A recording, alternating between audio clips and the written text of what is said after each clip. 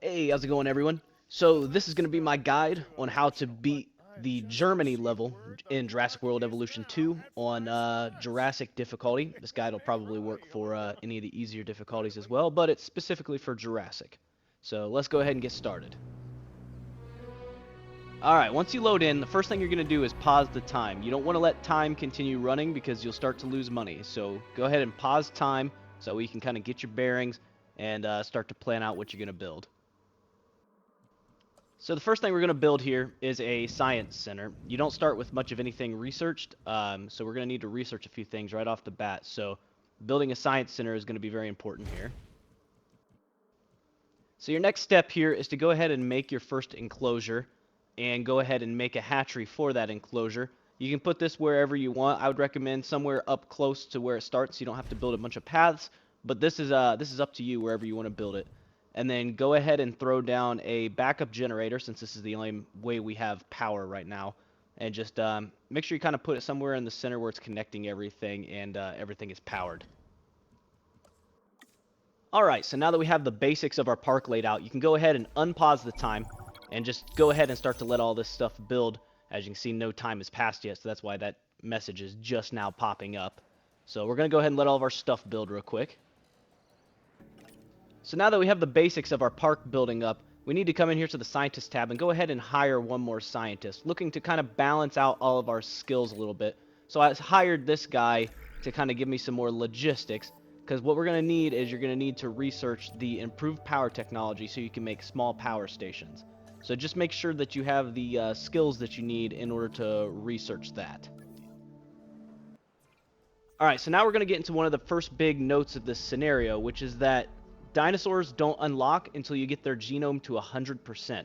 So you're not going to actually start with any dinosaurs available. And going forward, any dinosaur that you want to unlock, you're going to have to get it to 100% genome in order to put it out. So our next step here is going to be to make an expedition center so we can start looking for fossils. So my scientist just finished researching the improved power output. Now the next thing you're going to want to research is the viewing gallery. And you can see I actually didn't have the skill that I needed. So it's probably going to be best to go ahead and just come in here and hire another scientist. This particular scenario isn't as bad as the first scenario when it comes to the scientist's cost per minute with their salary.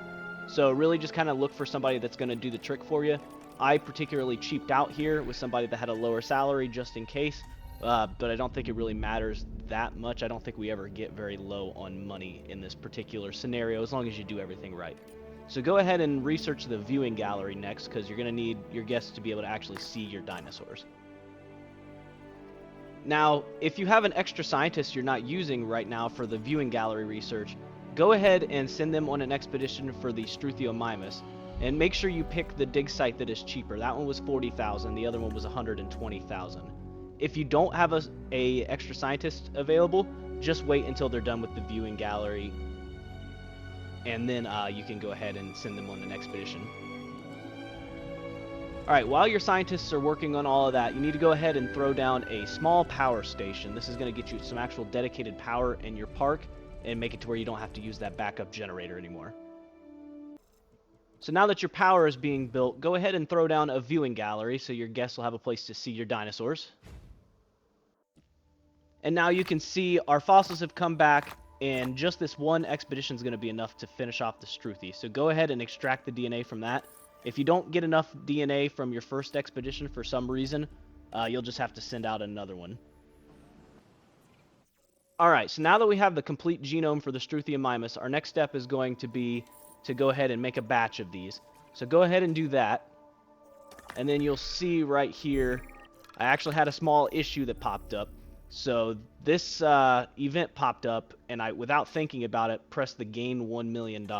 So if you see that my money has just jumped up by $1 million, that's why.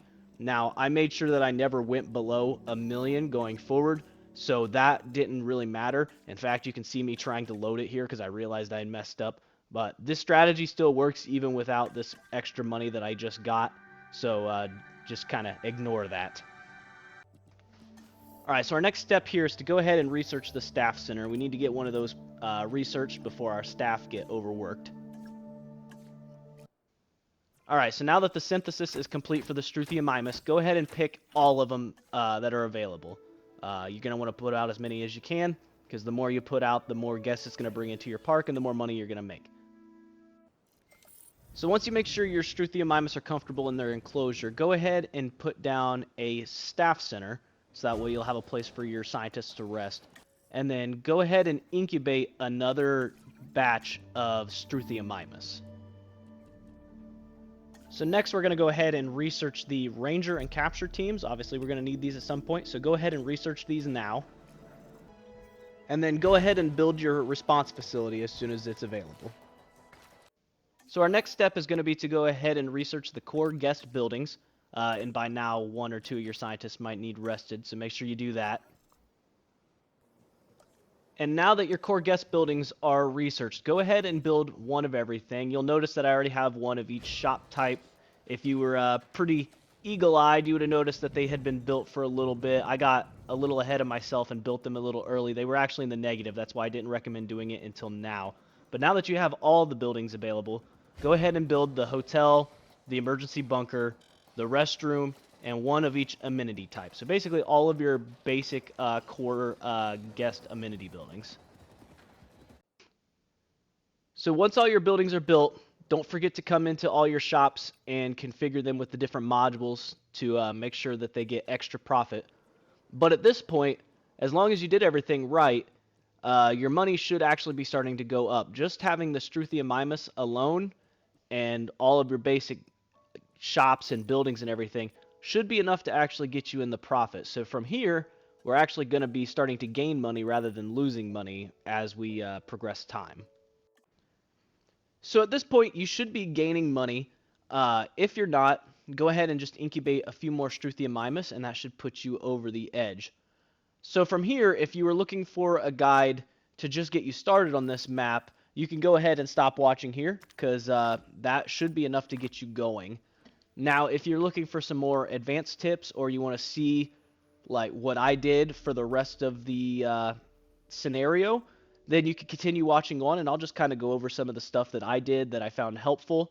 I'll kind of show what dinosaurs I used and different enclosures I did, and just give some like more advanced tips that I learned along the way. All right, hold on. Before everybody clicks off of this video, if you wanted my one biggest recommendation for how to win on this map, it's to use the aquatics. So even though this is a herbivore only challenge, it actually allows you to still use the aquatic species for some reason. I don't know why, but hey, I'm gonna run with it. So use the Mosasaurus. The Mosasaurus has 2,500 rating. Each of the sauropods only have like 200 rating. So, you know, you're gonna have to put over 10 sauropods in a single enclosure in order to make up for the one mosasaur that you can do. So you can even take it a step further if you really want to be extra sure, and you can actually make a second enclosure with another mosasaur in it.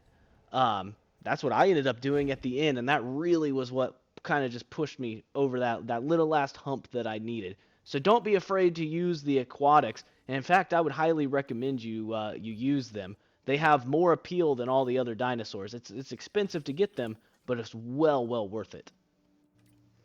Alright, so now we're going to go back and pick it up where we left off. And I'm just going to kind of walk through what I did and the steps that I took in order to get the 5 stars on this park. So in this scenario, I found that leveling up my staff was extremely important. So the next thing that I researched was the staff improvements. This way I could level up my staff, so that way the limited staff that I had was a little bit better. And the reason I did that is because you can see this Struthi here is sick, but I didn't quite have the welfare I needed in order to research the paleomedical facility. So this would be one of the things I would recommend doing first, is once you're starting to get money, is go ahead and research the staff improvements so you can start to level up your staff a little bit. So once I leveled up my staff, I was able to go ahead and research this paleomedical facility, and I would definitely recommend getting it as early as possible. And that's because this scenario makes diseases spread like crazy, and they happen way more often. So it's not going to be very long into the scenario before you get a disease, and you're going to want to make sure that you're ready with your paleomedical facility to treat any of the illnesses that pop up. So the second species that I ended up putting out was the Nodosaurus. The Nodosaurus ends up going really, really well with the Struthis. It actually works really well with a lot of early game dinosaurs. So yeah, I recommend using the Nodosaurus as your second dinosaur. And about our So now that this responsibility to Nodosaurus has take come care out, of you them. can see that it's perfectly content in the same enclosure as the Struthia mimus. Okay, It what we have requires the here same is a thing, which is the ground leaf, Nodosaurus. so you shouldn't This even need dinosaur to tends to be change the shy enclosure and at likes all. to keep to itself. So one of the big stipulations of this mission is that you can only have 10 species in your park. So it makes sense to do the best dinosaurs that you possibly can. So the next species that I actually decided to go for was the Apatosaurus. So even though this is kind of a larger dinosaur, this map has a lot of space. So I decided I'm just going to go big, and I went ahead and went with the Apatosaurus. So once I finished the genome for the Apatosaurus, I put a couple of them in here in this big enclosure. I ended up putting several more by the end of the playthrough. So yeah, just make a nice big enclosure for these guys and throw as many of them in there as you can while keeping them happy. And these guys will start to jump your star rating up a bit, and it'll start to really boost your profits, which will start pushing you forward. So like I mentioned before, the diseases will absolutely run rampant in this scenario. Um, but if you get them, don't worry. Typically, you're gonna have a lot of warning before your dinosaurs start to die, and you usually can just sit here and heal them to keep them alive. Now, if you start to get one of these, like this one was avian pox, um, in order to research the vaccine for it, you need to quarantine all dinosaurs with avian pox. Well, by the time I was warned that I had avian pox in my park, it had already spread to like 4 or 5 of them. So if that happens, instead of trying to quarantine them separately, just let it do its thing. Because eventually what will happen is all of them in that enclosure will get it, and then once they all get it, it will actually unlock the research for you. So sometimes it takes a minute before it'll actually pop up, but there we go. You can see that I got the treatment for the avian pox. And I just kept my medical team in there and just kept shooting the ones that got to low health. Um, and then eventually it just pops up. So the next dinosaur I ended up putting in was a Camarasaurus. I ended up only Known as putting the like 2 of them tube of in. I didn't make a Gizzard, huge the enclosure for them. Camarasaurus I probably could have impresses made a with bigger both one, its but size I and ended its up just blunt making it big snout. enough for the 2 of It them. prefers to live in groups. So the next dinosaur I added to my park was a Brachiosaurus.